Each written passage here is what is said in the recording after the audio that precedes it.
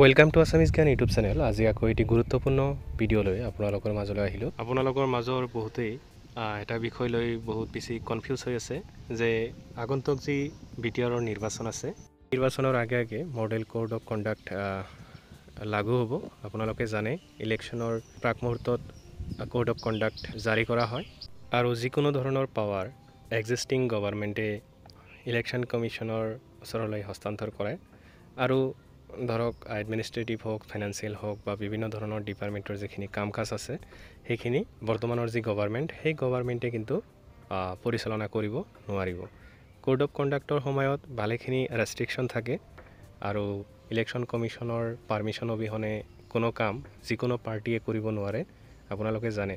তো মই এইটো কথা ক'ব বিচাৰি আছোঁ যে যিখিনি এডভাৰ্টিজমেণ্ট অলৰেডি পাব্লিছ হৈছে, কাম কাজ মোটামুটি 90% বেছি হৈ গৈছে।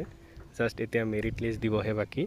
কিন্তু এতিয়া যদি কোড অফ কণ্ডাক্ট লাগু হয় তো এপইণ্টমেণ্টখিনি বন্ধ হ'ব নেকি, বহুতে এইটো প্ৰশ্ন কৰি আছিল। তো মই ভাবিলোঁ আপোনালোকৰ লগত ভিডিঅ' এটা কৰি কথাখিনি শ্বেয়াৰ কৰোঁ। যিহেতু এতিয়াও সময় বাকী আছে কোড অফ কণ্ডাক্ট লাগিবলৈ আৰু মোটামুটি আগষ্টৰ লাষ্ট উইকলৈকে 20ৰ পিছত কোড অফ কণ্ডাক্টৰ কথাটো আহিব। তো এইখিনি সময়ত গভৰ্ণমেণ্টে বিচাৰিলে মেৰিট লিষ্ট গোটেইখিনি ডিপাৰ্টমেণ্টৰ দি দিব পাৰিব। আৰু এটা কথা আপোনালোকক জনাই থওঁ যে অফিচিয়েল চ'ৰ্চ মতে 15 আগষ্টৰ আগতে যিমান ডিপাৰ্টমেণ্টৰ এপইণ্টমেণ্ট দিব লগা আছে, এডুকেশ্যন হওক, থাৰ্ড গ্ৰেড হওক, ফ'ৰ্থ গ্ৰেড হওক বা GTৰ ছেকেণ্ড মেৰিট লিষ্ট এটা অহাৰ কথা আছে, এই গোটেইখিনি কিন্তু 15 আগষ্টৰ আগতে তেওঁলোকে দি শেষ কৰিব। তাৰপিছত মডেল কোড অফ কণ্ডাক্ট লাগিলেও একো নহয়। আৰু কিছুমানৰ এটা কনফিউজন আছিলে যে মডেল কোড অফ কণ্ডাক্ট যদি লাগে তাৰপিছততো এপইণ্টমেণ্টখিনি হোল্ড হৈ থাকিব, তো এপইণ্টমেণ্ট কেঞ্চেল নহয় বা এডভাৰ্টিজমেণ্ট কেঞ্চেল নহয়।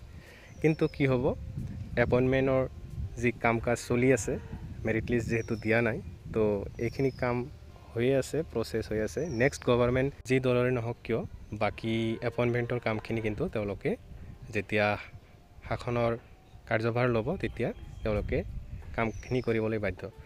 যিহেতু এডভাৰ্টিজমেণ্ট চলি আছে, কাম অলৰেডি হৈছে বহুতখিনি, তো এতিয়া মেৰিট লিষ্ট দিবলৈ বাকী আৰু এপইণ্টমেণ্ট লেটাৰ পাবলৈ বাকী। তো আপোনালোকে নিশ্চিন্ত থাকক, 15 আগষ্টৰ আগতে যিখিনি এপইণ্টমেণ্ট পাব লগা আছে পাই যাব। আৰু code of conduct last week of August মাহৰ লাষ্ট উইক ধৰক। তো এতিয়ালৈকে যি বৰ্তমান চৰকাৰ আছে, চৰকাৰৰ কাৰ্যকাল ডিচেম্বৰ মাহৰ 15লৈকে আছে, আপোনালোকে জানেই বহুতে। আৰু কাৰ্যকাল যদিও 15লৈকে আছে ডিচেম্বৰৰ, কিন্তু কোড অফ কণ্ডাক্ট যেতিয়া মানে লাগু হ'ব তাৰপিছত কিন্তু এই চৰকাৰৰ বহুখিনি কাম এটা লিমিটেশ্যনত আহিব। তেওঁলোকে যিখিনি পাৱাৰ আছে সেইখিনি ইউজ কৰিব নোৱাৰিব। ইলেকশ্যন কমিশ্যনে কামখিনি পৰ্যবেক্ষণ কৰিব। তো ইলেকশ্যন কমিশ্যনৰ ওপৰত বহুখিনি দায়িত্ব থাকে যেতিয়া কোড অফ কণ্ডাক্ট লাগে। যিকোনো দলৰে কাম কাজবিলাক ইলেকশ্যন কমিশ্যনৰ অনুমতি নোহোৱাকৈ কৰিব নোৱাৰে। বহুতে কনফিউজ হৈ আছিল যে কোড অফ কণ্ডাক্ট লাগিলে এপইণ্টমেণ্টখিনি আমি পাম নে নাই, হোল্ড হ'ব নেকি। তো এপইণ্টমেণ্টখিনি আগতে পাই যাব, চিন্তা নকৰিব। তো আজিৰ ভিডিঅ'টিত এইখিনি আছিল। ভিডিঅ'টি ভাল পালে প্লিজ চেনেলটি ছাবস্ক্ৰাইব কৰি ৰাখিব। মই সদায় আপোনালোকৰ লগত নতুন নতুন তথ্য শ্বেয়াৰ কৰোঁ। আজিৰ ভিডিঅ'টি ইমানতে সামৰিছোঁ। ধন্যবাদ।